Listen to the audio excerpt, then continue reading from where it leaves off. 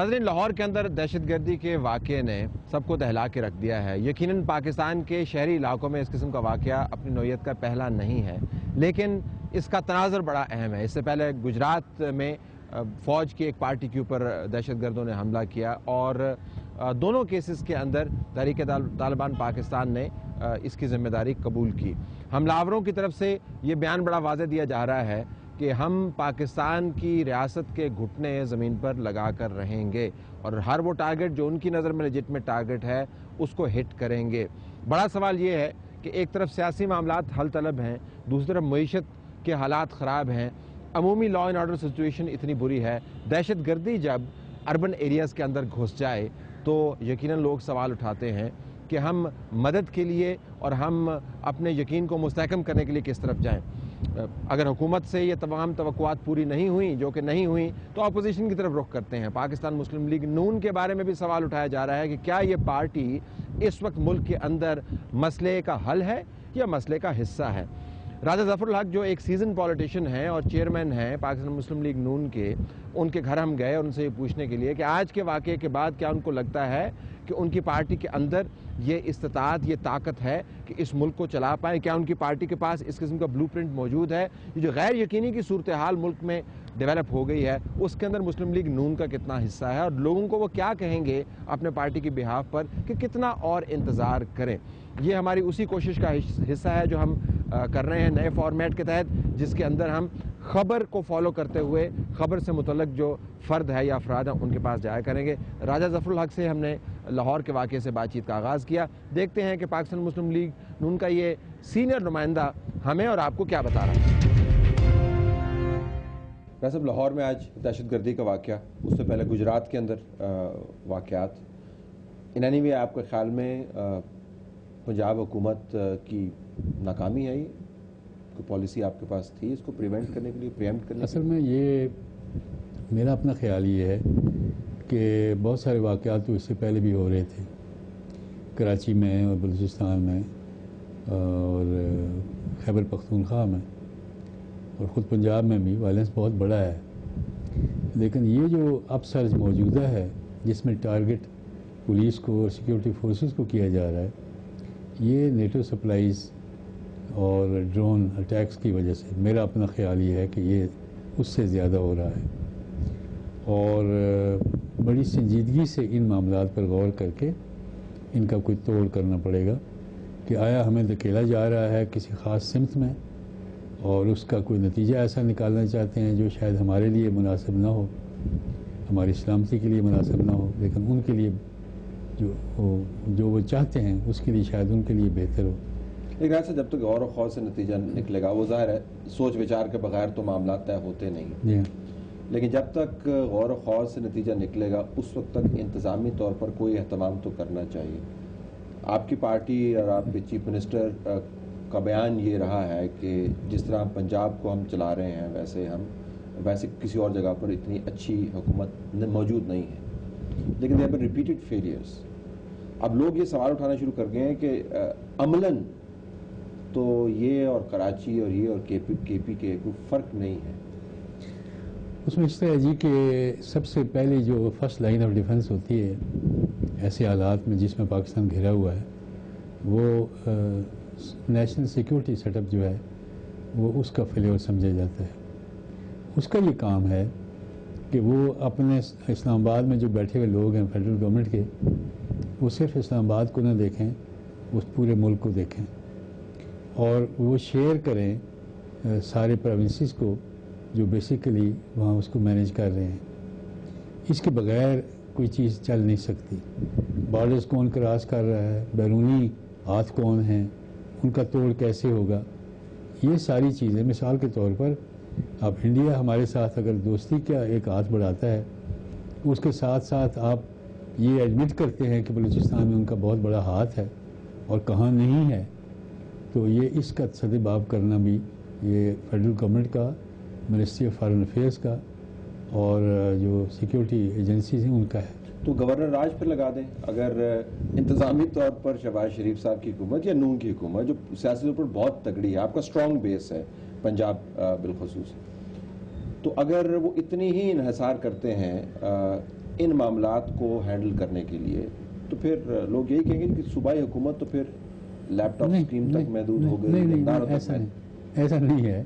مثال کے طور پر جو کچھ کراچی میں کئی عرصے سے ہو رہا ہے, روزانہ ٹارگٹ کلنگز ہو رہی ہیں, وہاں کوئی گورنر راج لگا ہے. But we hold the chief minister squarely responsible for that. ہم قائم علی شاہ صاحب کے اوپر ہمیشہ ذمہ داری ڈالتے ہیں, وہ آگے سے ان کا رد عمل جو بھی ہو, لیکن صوبے کا جو منتظم اعلیٰ ہے, صوبے کا منتظم اعلیٰ, اس کی ذمہ داری ہے لا اینڈ آرڈر مینٹین کرنے کی صوبائی ذمہ داری ہے, لیکن اس کے لیے اس کو ضرورت ہوتی ہے مدد کی جو فیڈرل ایجنسیز ہیں ان کی بھی.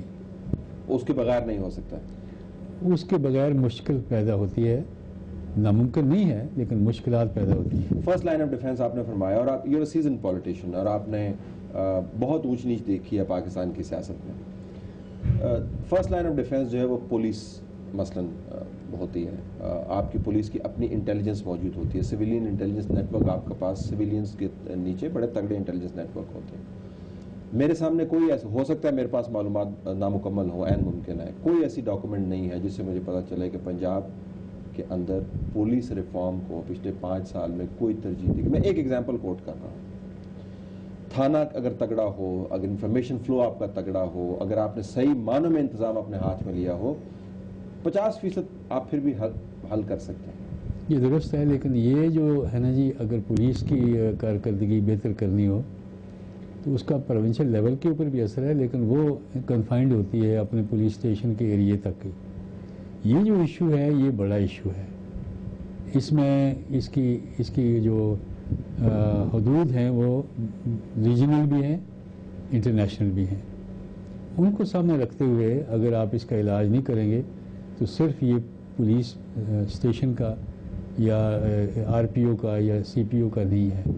تو جب تک مرکز سے مدد نہیں ملے گی آپ کو, مرکز جو ہے بغیر نہیں, جب تک کہ مرکز کوآپریٹ صوبوں کے ساتھ نہیں کرے گا, مرکز ایفیشنسی نہیں دکھائے گا, مرکز ایسے لوگوں کو تعینات نہیں کرے گا جو ایفیشینٹ ہوں, جو ٹرینڈ ہوں, بجائے اس کے کہ وہ آپ اپنے دوستوں کو نوازتے رہیں. اور جیسے یہ ریلوے ہے تو پھر اسٹیل ملز ہے, اور ان اداروں کے او جی ڈی سی ہے, ان کے سربراہ کافی عرصے سے لوگ یہ کہہ رہے ہیں کہ وہاں ایسے لوگ لگائیں جو اس ہیمریج کو روک سکیں, لیکن ابھی تک وہاں کوئی تبدیلی نہیں ہو رہی. لیکن اسی طریقے سے جو اوپر آپ بندے لگاتے ہیں, آپ اس میں سے جو آپ کے پاس بیسٹ مٹیریل موجود ہے آپ اس سے کام لیں. لیکن مرکز کو جس نے سہارا دیا ہے جس جماعت میں, وہ آپ کی جماعت رہی ہے پچھلے 4.5 سال. 4.5 سال تو نہیں رہی, پہلے 2-2.5 سال رہی ہے. اس کے بعد عملاً سہارا تو دیا نا. نہیں, آپ نے ترمیمیں پاس کروائیں, آپ نے ان کے ساتھ ان کو ہر مشکل وقت میں آپ نے ایک اچھی اپوزیشن کا کردار ادا کرتے ہوئے. Let me share a perception which you, ہو سکتا ہے ریالٹی سے اس کا کوئی تعلق نہ ہو. ہماری ایک ویب سائٹ ہے سچ, اور یہ سوشل میڈیا میں ایک چھوٹا سا ہم نے سیمپل کیا تھا, اور سوال ہم نے بڑا دلچسپ ڈالا تھا کہ کیا آپ کے خیال میں راجہ پرویز اشرف کو نیا پرائم منسٹر بنانے میں پی ایم ایل این کا کوئی ہاتھ ہے یا نہیں ہے. 300 کا ووٹ کا سیمپل ہے, ایڈمیٹڈلی چھوٹا سیمپل ہے. 71% سیڈ یس وی بلیو کہ indirectly P M L N جو ہے وہ پیپلز پارٹی کو فیسیلیٹیٹ کر رہی ہے by not being a strong opposition. So that's how you're supporting them. نہیں, اس طرح کا نہیں ہے. اصل میں بات یہ ہے کہ جتنے یہ سیمپلنگ ہوتی ہے یہ مینیپولیٹ ہو جاتی ہے.